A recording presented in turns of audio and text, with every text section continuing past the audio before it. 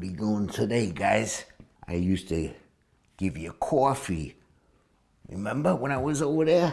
Every single day, doing 500 push-ups against his bedroom wall, former federal corrections officer Louis Pepe, his right hand almost useless after a brutal prison attack, calls out the names of the 2 inmates who changed life as he knew it. They want to kill people no matter where they go. That's the way they are.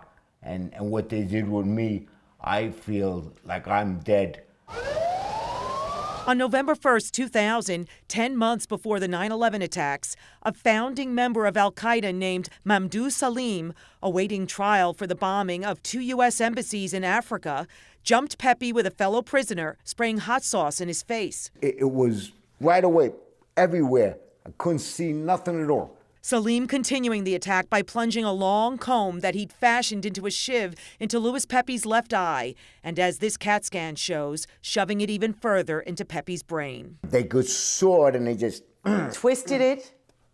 Bad. Federal investigators claimed that Pepe had not handcuffed Salim and the other terror suspect as they left a consultation with lawyers in the high-security 10 South wing of the Metropolitan Correctional Center. But Pepe insisted he did, and one of his fellow officers believed him. There's ways inmates can slip through cuffs. It happens, and that's what I believe happened in this case. What made the attack even more horrific was the delay in getting to Pepe, when fellow officers could not find the keys to the high-security unit. I thought they would get me right away, that I would be rescued. Yeah, and they couldn't do it. The worst unit of the prison. And he was by himself daily. When it was over, Pepe lost his left eye, his right side was paralyzed, and he spent more than 2 years in the hospital, with then Attorney General Janet Reno among his visitors. We would sit by the elevators and people would come up and he'd say, hello. That's all he could say, hello. When Salim was sentenced to 32 years for the attack, Pepe used hieroglyphic-type symbols to remind himself what he wanted to say about it, including the fact that he never gave up the prison keys the inmates were after. He gave his house keys. Pepe's family was angry when federal judge Deborah Batts ruled the incident was not an act of terror. But an appeals court overruled that, and Salim is supposed to be resentenced this year.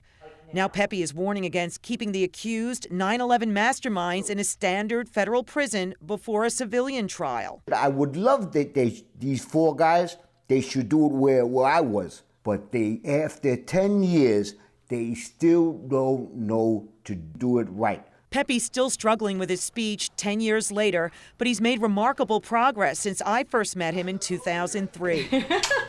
She's so good. You're my pal now, huh? Always, Miss G. Thank you. Thank you. Back then, Pepe used to call practically everyone G. Nearly 4 years ago, the U.S. government moved Officer Pepe to an oceanfront apartment here in Brooklyn after his family lobbied for a better living environment for the disabled prison guard. I wish I had an apartment by the ocean. It's perfect here. Mary. Thank you, Lou. You know my name now. Finally. Pepe, who's now 52, is moving better as well, although he doesn't use the custom-fitted artificial eye that he received in 2006. At 150 pounds, he's half the weight he was 10 years ago. His social life revolves around the sea. Boardwalk. Perfect.